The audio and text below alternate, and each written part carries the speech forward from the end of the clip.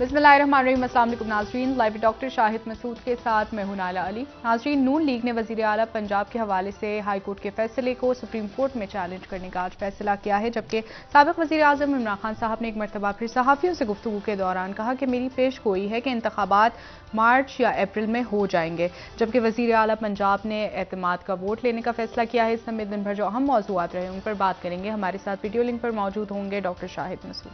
अस्सलाम वालेकुम डॉक्टर साहब।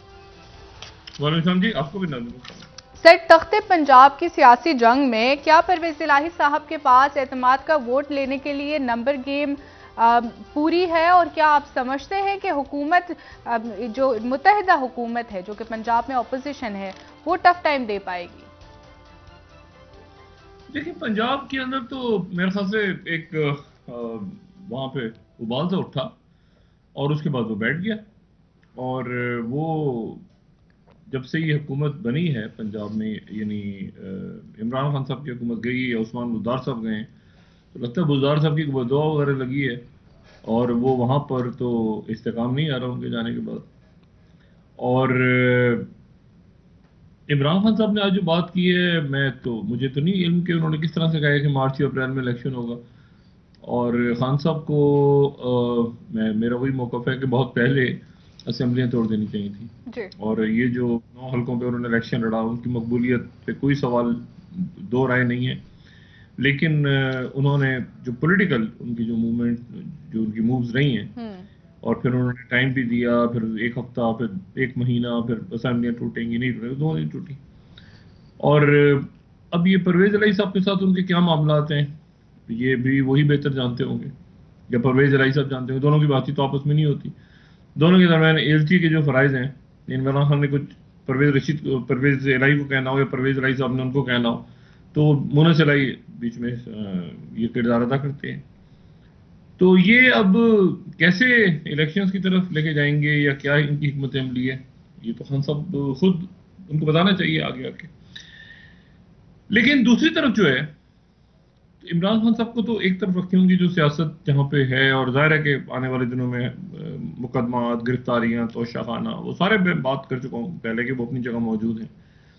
उनको नाहल बहरहाल करवाना है, और हो सकते हैं उसमें तोशाखाना में भी और बहुत सारे मुकदमात में भी। लेकिन दूसरी तरफ मामला बड़ा अजब है, और वो ये है कि ये 13 जमातों की जो 12 मसाले की चार्ट बनी थी, इसकी तो मतलब पता नहीं हंडिया जो कहाँ पे कौन से चौराहे पे जाके फूटी है। और ये तो एक अजब किस्म का मामला हुआ। इसमें मैं तो वही बात कह रहा हूँ कि इसमें बड़ी मुझे हैरत होगी कि अगर ये पता चले कि नवाज शरीफ साहब इसमें कहीं इस पूरी प्लानिंग में थे, क्योंकि मेरी तो इतला है ये कि वो नहीं थे, क्योंकि इतना भोंडा प्लान वो बना नहीं सकते। इतने तजर्बाकार हैं, 3 दफ़ा वज़ीर आज़म रहे हैं, तो ये इतना भोंडा प्लान वो कैसे बनाएंगे कि। और ये जिस तरह बैकफायर हुआ है, तो आज मैं देख रहा था इंतहाई मोहतरम हमारे वज़रा हैं, राना सनाउल्लाह साहब, तो ज़ाहिर है इसमें बतौर मुस्लिम लीग पंजाब के सदर के तौर पे उनका ये काम था कि वो जाएं वहाँ पे और इन्वॉल्व हों। लेकिन तारिक बशीर चीमा साहब के बारे में मैं कुछ ना ही कहूँ तो बेहतर है। और उसकी वजह यह है कि तारिक बशीर चीमा साहब के हवाले से कुछ शख्सियात से बड़ी गुफ्तगू रही पिछले 2-3 सालों के दौरान, और मैं बड़ा इस बात पे कन्विंस था इलेक्शन से पहले। तारिक बशीर चीमा साहब जो बात करते थे मुल्क को ठीक करने की, मैं बहुत मुतासिर था। तो कुछ लोगों से बहस भी हुई, कुछ आम शख्सियात से। तो आम शख्सियात अभी चंद महीनों से वो अच्छा खासा तंज भी कर रही हैं कि डॉक्टर साहब आप बात करते थे तारिक चीमा साहब की और हम आपसे इख्तिलाफ करते थे, तो देखा आपने। मैं फिर चुप हो जाऊँ, मैं कहता हूँ ठीक है जी। तो तारिक बशीर चीमा साहब भी साथ थे उनके, और साथ रफीक साहब भी बैठे थे। और उनके चेहरों पे जो मतलब है कि अगर प्रेस कॉन्फ्रेंस में उनके चेहरों को देख पड़ा जाए तो उससे अंदाज़ा हो जाता है कि किस कदर वो मायूसी का शिकार थे जो कुछ हुआ है पंजाब में। उसकी वजह ये है कि देखिए, मियां मोहम्मद नवाज शरीफ साहब की हुकूमत है ये, जो मर्जी कह लें। शहबाज शरीफ था, शहबाज शरीफ को बना दिया था जरदारी साहब ने, तो वो छोटा सा बच्चा बातों में आ गया, फलां हो गया, ढिमाकना हो गया। नवाज शरीफ साहब की हुकूमत है और 8 महीने हो गए, और 8 महीने में नवाज शरीफ साहब वतन वापस नहीं आ पा रहे। ये एक अजीबोगरीब मामला है। यानी इमरान खान साहब ने हुकूमत में आने से पहले एस्टेब्लिशमेंट से क्या तय किया था अल्लाह जानता है, इन्होंने क्या तय किया था वो भी खुदा जानता है। कि भाई आप वापस ही नहीं आ पा रहे। अच्छा, वापस आने के लिए ये हुआ कि तख्त पंजाब गिरा दिया जाए और हुकूमत बन जाए नून की। तो मसला ये है कि वो हुकूमत तो बन ही नहीं पा रही। अच्छा, परवेज इलाही और इमरान खान के ताल्लुकात जैसे भी हों, परवेज इलाही और नवाज शरीफ के ताल्लुकात तो हमें पता है क्या है। वो कह रहे हैं यहाँ आएगा तो मैं गिरफ्तार करूंगा। इमरान खान कहते हैं चलो ठीक है, थोड़ा दिन और चल लें, पब्लिक को कहते रहे वो ठीक है। नवाज शरीफ उन्होंने जनवरी में आना था। अब मुसीबत ये है कि अगर वो इस्लामाबाद आते हैं नवाज शरीफ साहब, तो इस्लामाबाद में ठहरेंगे कहाँ? एक ऐसी सवाल है, कहाँ ठहरेंगे वो? क्योंकि इस्लामाबाद में तो पंजाब हाउस है ना। तो पंजाब हाउस तो हो गया परवेज इलाही साहब के कब्जे में, फिर एक हो गया ईवान सदर आरिफ अलवी के कब्जे में, फिर हो गया केपी हाउस, वो जनाब उधर महमूद खान के कब्जे में, फिर हो गया सिंध हाउस वो जरदारी साहब का, यानी जरदारी साहब उनको छत फराम करेंगे वहां पे। ये वो कराची उतरेंगे नवाज शरीफ, यानी कहां पे उतरेंगे? कयाम कहां होगा? तो ये बड़ा रौला है। इसलिए गालिबन ये जो उनकी लीडरशिप मौजूद है पाकिस्तान में, यानी शहबाज शरीफ साहब ने खुद भी सोचा होगा कि यार हमजा को बना देता हूं तो चलो अच्छा है, लेकिन साथ उन्होंने ये भी कहा होगा कि जी देखें भाईजान, आप उतरेंगे ना तो फिर मतलब यहाँ हुकूमत होगी हमारी। वो सारा प्लान हो गया जबरदस्त, बहुत बुरी तरह। और मुझे इसकी एग्जीक्यूशन जो है वो अजीब से अंदाज में हुई, यानी इसमें इमरान खान साहब का कोई कमाल नहीं, कोई कमाल नहीं। ये खुद इन्होंने अपने ऊपर जो कहते हैं ना खुद को हमला करना, ये वो किया है। तो इन्होंने कोई प्लान बनाया, तो प्लान बनाने के बाद कोई वहां पे जरदारी साहब पहुंचे। जरदारी साहब बड़े, यानी उनकी जो प्लानिंग है, सियासी सूझबूझ है, वो तो बड़ी जबरदस्त रही है। लेकिन ये एक महीने में ये दूसरा उनका प्लान जो है, बड़ा मास्टर प्लान, वो व्हाइट वॉश हुआ है बुरी तरह, बुरी तरह, बहुत बुरी तरह से नाकामी का शिकार हुआ। दोनों बड़े प्लान थे जिसमें जरदारी साहब का सियासी और पीपल्स पार्टी का सियासी मुस्तकबिल दोनों इन प्लानिंग्स में से वाबस्ता है। पहली प्लानिंग तो थी कि वो इस्लामाबाद बैठे एक तवील अरसे पिछले महीने जी। और उनका यह था कि मैं अस्करी क़यादत अपनी मर्जी की लाऊंगा, और अस्करी क़यादत जो है वो अपनी मर्जी की नहीं ला सके। उन्होंने कोशिश बहुत की, शहबाज शरीफ आगे पीछे दाएं बाएं, वो नहीं ला सके, वो मेरिट पे आई अस्करी क़यादत। और दूसरी जो बात है, और फिर उन्होंने उसको पब्लिकली भी कह दिया, और जाहिर है कि पब्लिक में इंटरव्यू में भी कह दिया, और फिर हर जगह पर वो कहते भी फिर रहे थे कि मेरी मर्जी का चीफ आ रहा है। बड़ी अजीबो गरीब बात है ये, यानी मेरिट कबूल नहीं है, अपनी मर्जी का चीफ होना चाहिए। अच्छा, और दूसरा फिर ये हुआ कि उनको ये अच्छी तरह बताया कि अगर पंजाब हुकूमत ऊपर नीचे हो जाती, या यहां पर कोई गड़बड़ है और मामला ऊपर नीचे होते हैं आने वाले दिनों में, तो अगला जो हदफ है वो सिंध की असेंबली होगी या सिंध की हुकूमत होगी। तो वो बहरहाल वो अपनी तौर पे उन्होंने पूरी कोशिश, इस पूरे सेटअप को मैंने आपसे कहा ना, बचाने में सबसे बड़ा जो रोल प्ले किया है वो जरदारी साहब ने किया है। लेकिन ये दो जो बैकफायर हुई हैं चीजें, यकीनन वो इस बात को समझ रहे होंगे कि इसके पीछे जो है, या इस बैकफायर होने के नतीजे में आने वाले दिनों में क्या सूरत डेवलप होगी। और नवाज शरीफ साहब भी सोच रहे होंगे कि अच्छा, नवाज शरीफ साहब इसलिए खामोश रहे होंगे कि जरदारी साहब को आगे रखो और खामोशी रहो, ताकि जो भी मलबा गिरना है वो उन पे गिरे। या तो ये मुमकिन आते हैं, या फिर ये है कि नवाज शरीफ साहब को या उनकी हुकूमत को, देखिए हुकूमतें आती हैं, सियासी हुकूमतें डिलीवर करती हैं, नहीं करती। हमने तो देखे, वहां से शुरू करें ना, अगर मोहम्मद खान जुनीजो साहब को लोग बड़ा कमजोर कहते हैं कि जी पावर नहीं थी उनके पास, लेकिन तारीख ये बताती है कि मोहम्मद खान जुनीजो साहब बड़े तगड़े आदमी थे। ये सिंधड़ी से थे, ये सिंधड़ी के जो आम जानते हैं, और उन्होंने बहुत शरीफ नफ्स इंसान मोहम्मद खान जुनीजो, और मतलब उस वक्त उनके साथ जो भी हुआ, नवाज शरीफ साहब साथ छोड़ गए, जो भी हुआ उनके साथ मोहम्मद खान जुनीजो साहब के बाद, लेकिन तारीख में उनका नाम बहुत ज्यादा आप कहें कि इज्जत से लिया जाता है। हालांकि ज़ियाउल हक मौजूद थे और सब कुछ। फिर उसके बाद हम दूसरा अगर डिस्कस करें तो फिर मिसाल आती है सामने मीर ज़फ़रुल्लाह खान जमाली मरहूम की। अच्छा, ज़फ़रुल्लाह खान जमाली साहब भी जाहिर है कि चौधरी साहब उनको ले आए थे कि जी वो उस वक्त जो है मियां अज़हर को नहीं आना चाहिए पंजाब से, और ये जो भी था सियासत चल रही थी मुशर्रफ साहब के दौर में। लेकिन ज़फ़रुल्लाह खान जमाली साहब जो है वो भी मतलब कमजोर, माशाल्लाह का वक्त था वो, ये मुशर्रफ साहब का और एक शरीफ नफ्स आदमी थे, साजिशें बहुत हो रही थी उनको हटाने की, उनको हटा दिया गया, ठीक है। लेकिन मतलब है कि बहरहाल ये इतना बड़ा उनके उनके पीछे सियासी जमातों का की बैकिंग नहीं थी जितनी शहबाज शरीफ साहब। अब शहबाज शरीफ साहब जो हैं, ये मुस्लिम नून की इस हुकूमत को तारीख किस तरह याद रखेगी, ये मुझे नहीं समझ में आता भाई। इमरान खान साहब की तो तारीख जो भी थी, उस्मान बुज़दार अच्छा किया, बुरा किया, ये किया, वो किया, वो तो हो रहा है ना सारा।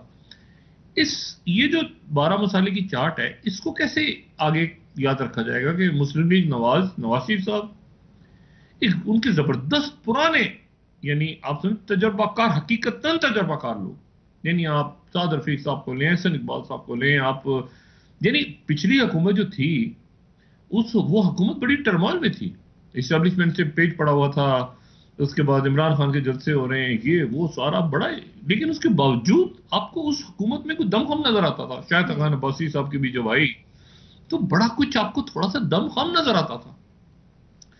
ये जो सेटअप बना है, ये मुझे, मैं समझ नहीं था कासिर हूं कि ये क्या है, इसको इसमें मतलब कौन है, कौन फैसले करता है, क्या करता है। मतलब है कि वजीर बनते जा रहे हैं, बनते, कोई काम नहीं हो रहा सवाए इसके कि तकर्रुरी हो जाती है, रोज दो चार वजीर बन जाते हैं, दो चार अदारों के सरबराह बन जाते हैं सियासी बुनियादों पे। और जो सबसे बड़ा मसला है रियासत का इस वक्त, वो देखिए जो शहबाज शरीफ साहब को इस बात का इदराक होना चाहिए। इन्होंने, शहबाज शरीफ साहब ने तो नहीं, अच्छा इन्होंने भी पंजाब के अंदर वो दहशतगर्दी का दौर देखा हुआ है। जब इनकी हुकूमत थी, वॉर ऑन टेरर चल रहा था, तो पंजाब में बड़ी शहादतें हुई उस वक्त। और नवाज शरीफ साहब की हुकूमत में भी, जरदारी साहब की हुकूमत में भी बहुत वॉर ऑन टेरर, बड़ी शहादतें हुई हैं। तो इनको पता होना चाहिए कि क्या हालात हैं रियासत के। ये ऐसा कर नहीं सकते कि ये जो है ना, आंखें बचा के छुपा के इमरान खान इमरान खान इमरान खान करते हुए और भाग जाएंगे। आप इनकी इनकी जो कैबिनेट है इस वक्त, उसमें इतनी करप्शन है, इस कदर करप्शन है। अच्छा जो सिंध का तो आप छोड़ ही दें क्या हाल है, उसमें तो अब देखते हैं आने वाले दिन में क्या होता है। लेकिन जो वफाकी कैबिनेट बनी है, जो बड़ी मुश्किलों से कहीं, और सारे नहीं, बहुत अच्छे लोग भी हैं, बहुत जबरदस्त, लेकिन इत्तेहादी वजीर इधर उधर, वो धड़ाधड़, वो उनको फिर मौका मिले ना मिले, फाइलें साइन कराओ और 100% पैसा पकड़ लो। ये नहीं कि काम करने के बाद 100% पकड़ लो, बाद में पता नहीं मौका मिले ना मिले, ये वाला धंधा चल रहा है। अच्छा, इसमें जो सबसे बड़ी दो चीजें, एक तो ये दहशतगर्दी दोबारा सर उठा रही है। आज आर्मी चीफ ने दौरा भी किया वजीरिस्तान का, बड़ा अहमियत का हामिल है, क्योंकि वहीं से ये सारा। लेकिन ये एक, मैंने आपसे कहा ना कि टेररिज्म, ये देखिए वहां से शुरू होता है, फिर ये वो टीटीपी में बलूचिस्तान भी के लोग भी हैं, उसमें कहीं पंजाबी भी हैं, उसमें कहीं कराची, सिंध के दीगर इलाकों से आगे पीछे। तो ये बड़ा एक टीटीपी का नेटवर्क, फिर उससे कैसे, मतलब एक कॉम्प्लेक्स सिचुएशन। इसीलिए आपको नेशनल एक्शन प्लान वापस लाना पड़ेगा और आ जाएगा इंशाल्लाह। लेकिन मैं जो बात कह रहा हूँ वो ये कह रहा हूँ कि एक तो ये वहां का दौरा बड़ा मैसेज, अब देखिए क्या जाता है और किस तरह से जीरो टॉलरेंस होनी चाहिए इस पे कि हार्डकोर टेररिज्म ना हो। लेकिन फिर वही बात, मैं काफी दिनों के बाद दोबारा इस टॉपिक को छेड़ने लगा हूं, और वो ये है कि रियासतें खोखली जो हैं वो इस हार्डकोर टेररिज्म के नतीजे में होती है या माशी दहशतगर्दी के नतीजे में होती है। माशी दहशतगर्दी, इकोनॉमिक हिट में लाए जाते हैं और उसके नतीजे में रियासतें खोखली कर दी जाती हैं। ये मेरा चूंकि सब्जेक्ट रहा है काफी साल, फिर दोबारा जगा देते हैं इसको, और इसलिए जगा देते हैं कि अगर तो बातचीत ना हो तो फिर चले आदमी का थोड़ा सा भरम रह जाता है कि जी हमारी बातचीत नहीं हुई आईएमएफ से, किसी वजह से नहीं हो रही। लेकिन अगर बातचीत हो और नाकाम हो जाए और वो फेलियर का उसका रिजल्ट आ जाए कि जी आईएमएफ से मुज़ाकरात हुए और वो नाकाम हो गए, तो ये मामला जो है ये जरा संगीन हो जाता है कि जी गुफ्तगू हुई और फेल हो गई। तो अब ऐसी ये सूरत हाल बनी हुई है कि आईएमएफ के साथ जो मुज़ाकरात हुए, यानी जो उनके मिशन के साथ, वो फेल हो गए, नाकाम हो गए, और उसके नतीजे में जो सबसे यानी अजीब सी बात है जो सामने आ रही है, आ गई है सामने, वो ये है कि जो कि मेहताब हैदर साहब की आज की न्यूज़ की स्टोरी है, ठीक है, जो 8th स्लाइड है हमारी, ये बड़ी खौफनाक बात है कि स्टॉल्ड प्रोग्राम रिवाइवल, जो प्रोग्राम रुका हुआ है, मुअत्तल है हमारा आईएमएफ के साथ। IMF asked Pakistan to meet all demands in 3 weeks. अच्छा, बिल्कुल, अगर आप इसको देखें, इस खबर को देखें, आईएमएफ ने 3 हफ्ते दे दिए क्लियर वर्ड्स में 3 हफ्तों के अंदर ये शराइत पूरी करो, ठीक है, और ये शराइत अगले 15 से 20 दिन में पूरी करो, वरना वरना वरना ठीक है। तो उन्होंने 3 हफ्ते आपको कैटेगोरिकली दे दी, आज का न्यूज अखबार है। अच्छा, अब सूरत हाल क्या बनी है नेक्स्ट 15 से 20 दिन, ठीक है ना, मतलब ये आप सारा कर दें, ये सारा जो बोझ है आवाम के सरों पे डाल दें, और ये और वो सारा। मैं आज के अखबार ही सिर्फ कोट करके आपको बता दूं कि डॉक्टर साहब की क्या पोजीशन है, क्योंकि मईशत नहीं, अच्छा या तो हो ना कि मईशत तो सब रोटी खा रहे हैं, सब दाल खा रहे हैं, ऐसा नहीं है। अरबों खरबों डॉलर, अरबों डॉलर्स पड़े हुए हैं बैंकों में, और उनको लगता है उनको कोई ताल्लुक ही नहीं है, बाकी तो ये 22 करोड़ कीड़े मकोड़े घूम रहे हैं मुल्क में, या उनको पता ही नहीं आटे दाल का भाव। और आटे दाल का भाव अगर पता नहीं है तो कम से कम डॉन तो पढ़ लें आज का। डॉन में ये लिखा हुआ है कि 29% महंगाई बढ़ गई, 29%, 29%। ये जो हमारी 6 स्लाइड है डॉन की, डॉन पढ़ लिया करें, अखबार वगैरह देख लिया करें सुबह, ताकि लोगों से तो नहीं मिल रहा होता आवाम से, लेकिन शायद अखबारों में फिर थोड़ा सा आपको पढ़ के थोड़ा सा अंदाजा हो जाए कि क्या हालात है। अच्छा, फिर उसके बाद जो है, फिर डॉन, आज का Dawn, government fails to achieve growth and price stability. किसी किस्म की आगे ग्रोथ में तरक्की या स्टेबिलिटी, अभी कीमतें लिखी हुई हैं, लिप्टन टी इतनी बढ़ गई, ये चिकन इतनी बढ़ गई 1 साल में, ये डीजल इतना बढ़ गया, पेट्रोल इतना बढ़ गया, सॉल्ट इतना बढ़ गया, केले, वो पूरा उन्होंने डॉन ने छाप दिया। अच्छा, तो ये इशू जो है, अच्छा, और वो न्यूज की वो स्टोरी कल वाली दोबारा याद करा दें कि क्यों फंसा हुआ है मामला आईएमएफ के साथ, कि आईएमएफ कह रही है कि 2 या 3 हफ्तों में जो उन्होंने अल्टीमेटम दिया है, ये जो 9th स्लाइड है हमारी, वो कह रहे हैं कि 65 बिलियन के टैक्स लगा दें आप पावर कंज्यूमर्स का। ये स्टोरी जो है ये द न्यूज की है, जो 9th स्लाइड है। और उसके बाद डॉन ने एक और खबर दी आज के, ये आज के अखबार बता रहा हूं रेफरेंस के लिए कि जरा देख लें तो मुल्क की मईशत का अंदाजा हो जाए। ये लोगों में सब डाल दें 3 हफ्ते के अंदर अंदर, ठीक है। अच्छा, फिर डॉन ये खबर लगा रहा है कि पाकिस्तान रिसीव्ड 5.1 बिलियन इन जुलाई नवंबर। अच्छा, 1 मिनट जरा, ये जुलाई और नवंबर के दौरान हमने 5.1 अरब डॉलर मजीद कर्जा लिया है इस जुलाई से। इसमें आईएमएफ नहीं है, ये हमने दूसरे इदारों से, कोई एशियन डेवलप, इधर उधर से, इधर उधर से हमने 5.1 बिलियन जुलाई और नवंबर के दौरान कर्जा लिया है, पाकिस्तान ने रिसीव किया है। अच्छा, ये किधर गया भाई? 5, यानी टोटल हमारे जो ज़खायर हैं वो 6 अरब से नीचे चले गए हैं, 6 अरब से नीचे चले गए हैं। तो ये 5.1 अरब तो जुलाई से नवंबर में आए थे भाई, तो ये 6 अरब से नीचे कैसे चले गए टोटल? जब हुकूमत आई थी ये पिछले साल जो यानी दिसंबर था, उसमें 17 अरब थे, इस वक्त 6 अरब से कम पड़े हुए हैं। और पता ही चल रहा है कि 5.1 अरब अभी दरमियान में कहीं से लिए आईएमएफ से हटके। तो ये कौन वापस करेगा, कब वापस करेगा, क्या करेगा? अगले 3 महीनों में आपने 8 अरब डॉलर देने पड़े हैं आपके पास, कुछ 6 देने कितने आपने? 8 अरब डॉलर जी।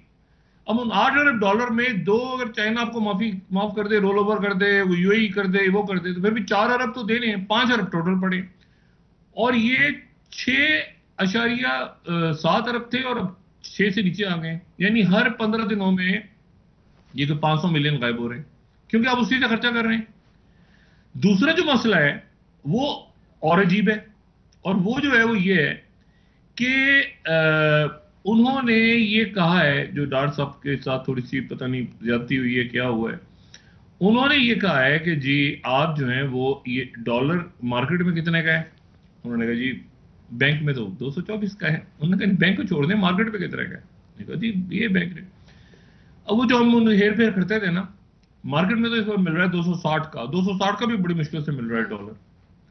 अच्छा, अब मुझे ये बताएं कि ये ऊपर नीचे तबाही आई हुई मईशत की, तो डॉलर अपनी जगह से हिल नहीं रहा, 223, 224, 223, 224 लोगों को दिखाने के लिए, डॉलर तो है ही नहीं।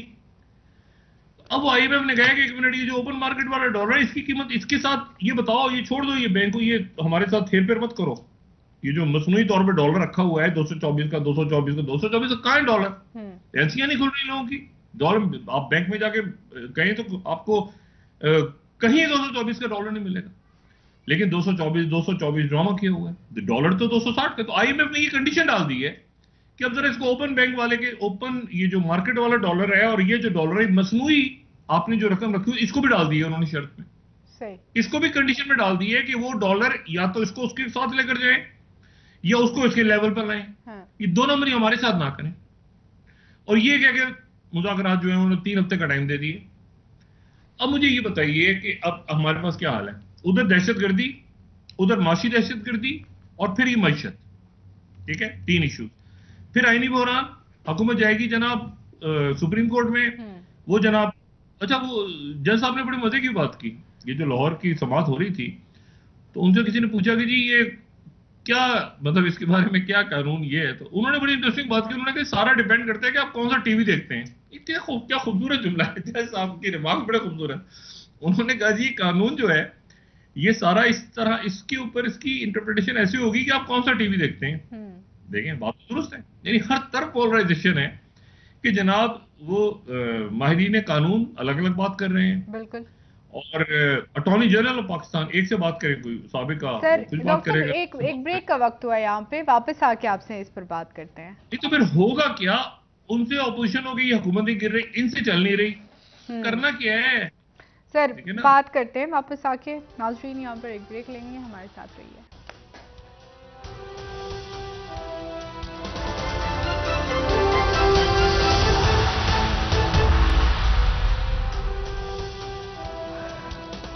वेलकम बैक नाज़रीन। जी डॉक्टर साहब, क्या आप ये कह रहे हैं कि आईएमएफ के साथ मुज़ाकरात पाकिस्तान के नाकाम हो गए?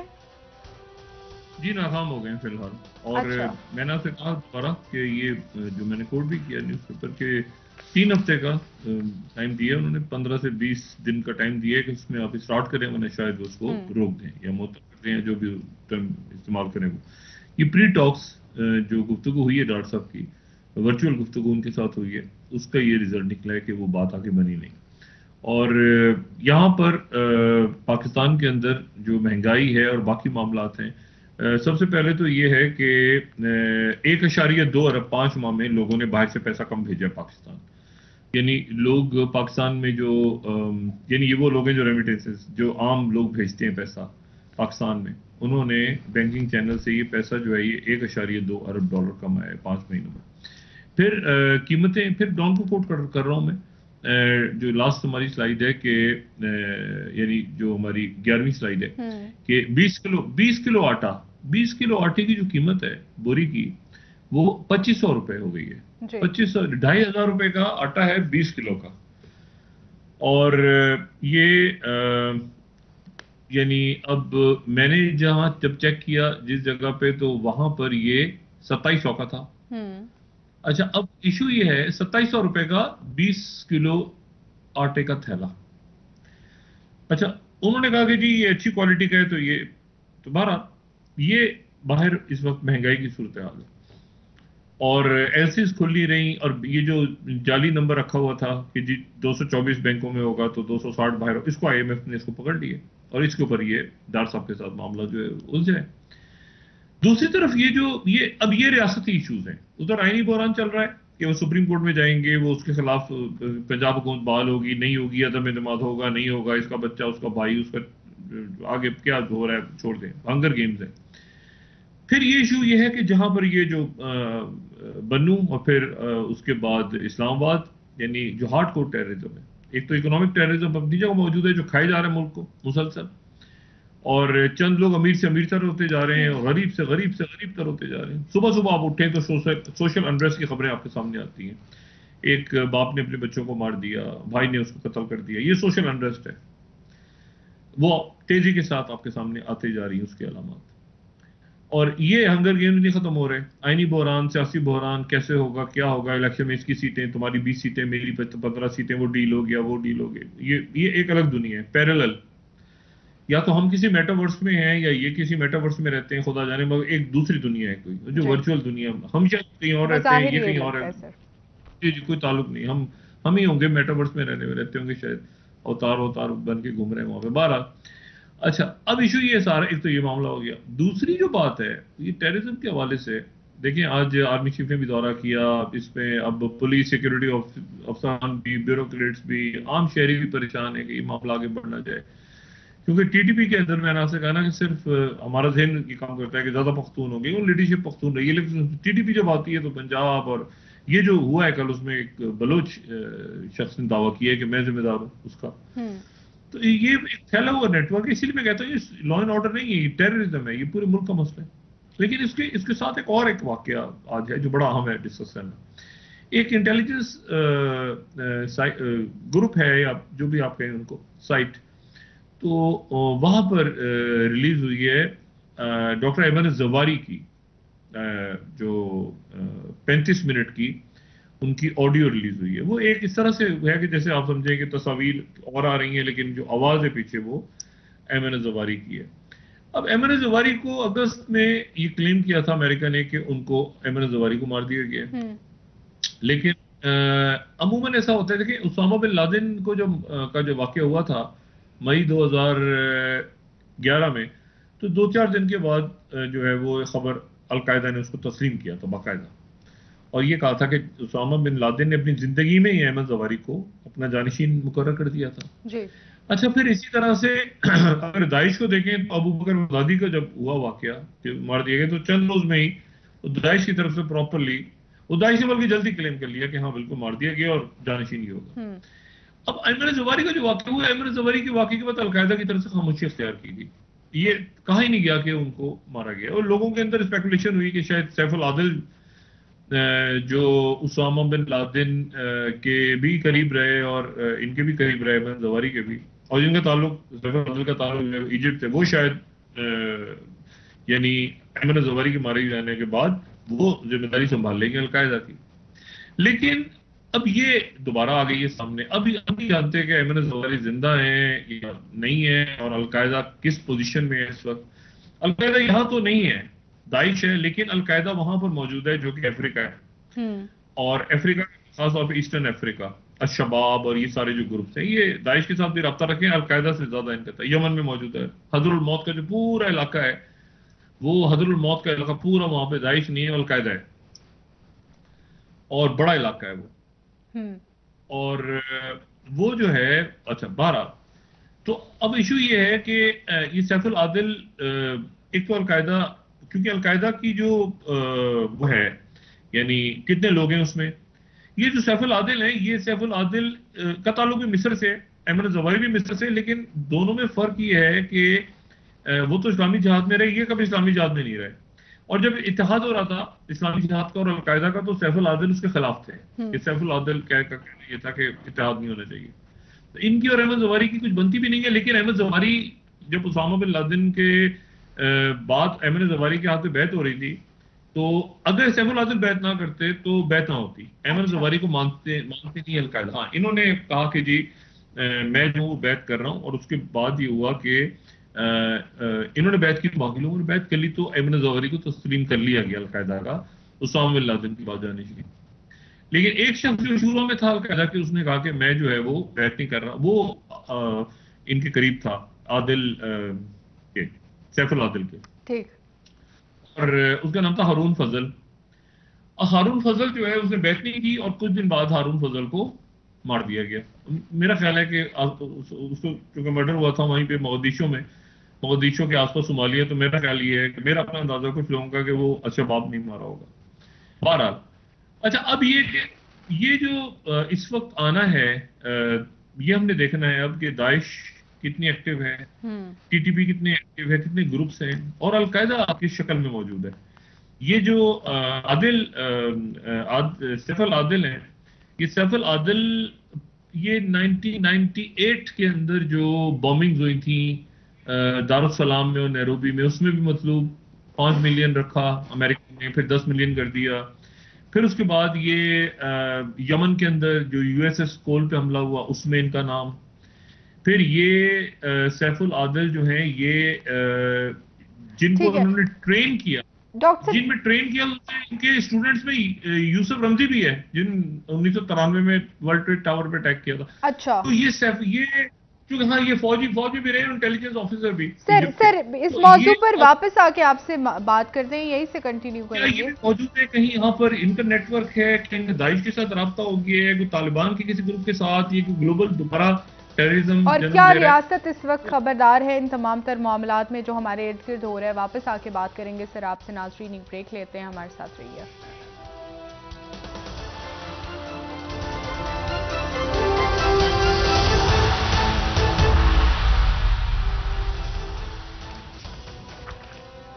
वेलकम बैक नाजरीन। जी डॉक्टर साहब, खित्ते के मामलात किस तरह से पाकिस्तान को आने वाले दिनों में मुतासिर कर सकते हैं, उस हवाले से आप बात कर रहे थे, कंटिन्यू कीजिएगा। देखिए मैं तो सिर्फ ये बात कंप्लीट कर लूँ कि अगर ये अलकायदा दोबारा इमर्ज हुई है और एमन ज़वारी की ऑडियो रिलीज हुई है, तो इसका मतलब है दाइश और टीटीपी और बाकी ग्रुप्स के साथ जो है वो अलकायदा भी कहीं अपना कम्बैट करने का प्लान रखती है। और अगर एमन ज़वारी इससे कतई नज़र के वो जिंदा है नहीं है, लेकिन फिर सैफ अल आदिल जो उनकी जगह जो है वो उनसे ज़्यादा उनको कहा जाता है कि वो दुनिया भर में जो कार्रवाइयाँ हुई है बड़ी, उसमें सैफ अल आदिल का इंपॉर्टेंट रोल रहा है, क्योंकि उसामा बिन लादेन और अयमन ज़वाहिरी के बरखिलाफ और ये इस्लामी जिहाद को पसंद भी नहीं करते इजिप्ट में, लेकिन वो कहते हैं कि ये तो 10 लोग थे इस्लामी जिहाद में, तो हमने मर्जर कर लिया अलकायदा के साथ। बाहर पुरानी बात में जाएगा। एक बात मैं और कह दूँ, ये इब्राहिम वखावी है, ये भी इजिप्ट के, उसके साथ धोखा खा जाते हैं। हमारी इंटेलिजेंस भी, मुझे पता है आज से 8-10 साल पहले बात डिस्कस हुई थी, वो इब्राहिम वखावी के साथ धोखा खा जाते हैं क्योंकि सैफ अल आदिल की तस्वीरें नहीं है, दोनों की शक्लें मिलती हैं, तो वहां पर इजिप्शियन धोखा खा गए, अमेरिकन भी खा गए। ये हुस्नी मुबारक के जब हुकूमत गिरी है तो वो लैंड हो गया वहां पे, इब्राहिम वखावी कर्नल है और वो भी इजिप्शियन आर्मी में रहा है, तो लोगों ने सैफ अल आदिल आ गया, सैफ अल आदिल बिल्कुल एक अलग उसके बाद पाकिस्तान के अंदर आ जाए वापस। तो ये अब दहशतगर्दी एक नया रुख ले रही है पूरी दुनिया में, उसमें नजर रखना जरूरी है। पाकिस्तान में ये स्टार्ट हो गई है और यहाँ पे इकोनॉमिक टेररिज्म अपनी अरूज पे है और इमरान खान साहब जो है उनसे हुकूमत गिर नहीं रही, इनसे हुकूमत चल नहीं रही। अब मसला ये है कि अब लोग फंसे हुए हैं कि क्या करें, और तसव्वुर करें कि कभी ऐसा दिन आना था पाकिस्तान में कि मोहम्मद सलाई साहब जो है उनके बड़े कह रहे हैं कि वो हाथ से निकल गए और मैं तो तैयार हूँ, ऐसा इंडिकेशन आता है। फिर वो जो सालिक साहब के बड़े वो कहते हैं मैं हाथ से, मेरे बच्चे वो तो खैर साथ ही है, लेकिन वो फिर फैमिली के अंदर मसला है।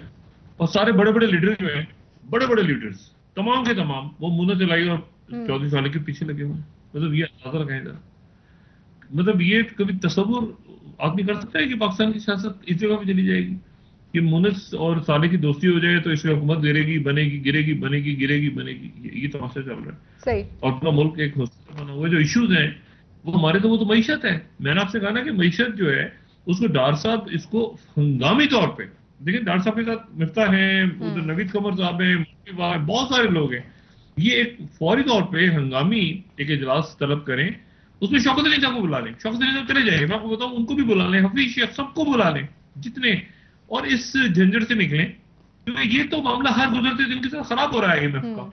और ये मामला अब ये नहीं देखे ना, अब देखते देखते वो यानी 17 से 10 से अब वो 6 से भी नीचे चले गए हैं, 6 अरब से भी। और आपको बताया जा रहा है कि जी 5.1 आपने 4 महीने में और लिया था दरमियान में। तो ये एक बहुत बड़ा यहाँ पे बहुत बहुत बड़ा, अल्लाह ना करे कि दिवाली हो, लेकिन ये मामला तो उसी तरह जा रहे हैं। तो हमने तो, और हमें उन्होंने टाइम दे दिया है कि 15 से 20 दिन के दौरान ये सारे ऐसे आयत को, वरना उसके बाद वो खामोश हो गए, वरना तो क्या करेंगे, निकल जाएंगे। हमें ये इश्यूज हैं, और टेररिज्म और ये दहशतगर्दी और ये अदम इस्तेहकाम, ये इश्यूज हैं, ये मसाइल हैं रियासत के। ठीक है, कहाँ बिठा दिया जाए, क्या चीज तोड़ ली जाए, ये इश्यूज नहीं है। बहुत शुक्रिया डॉक्टर साहब, बहुत शुक्रिया नाजरीन। प्रोग्राम का वक्त आपस में मुलाकात करें और मुल्क को निकालें इस मुसीबत से। जी बहुत शुक्रिया नाजरीन, प्रोग्राम का वक्त खत्म हुआ। कल इंशाल्लाह दोबारा आपसे मुलाकात होगी। मुझे नाला अली को इजाजत दीजिए। अल्लाह हाफिज। जी डॉक्टर साहब, अपने दोस्तों रिश्तेदारों को दोनों के लोगों का सब ख्याल रखिएगा।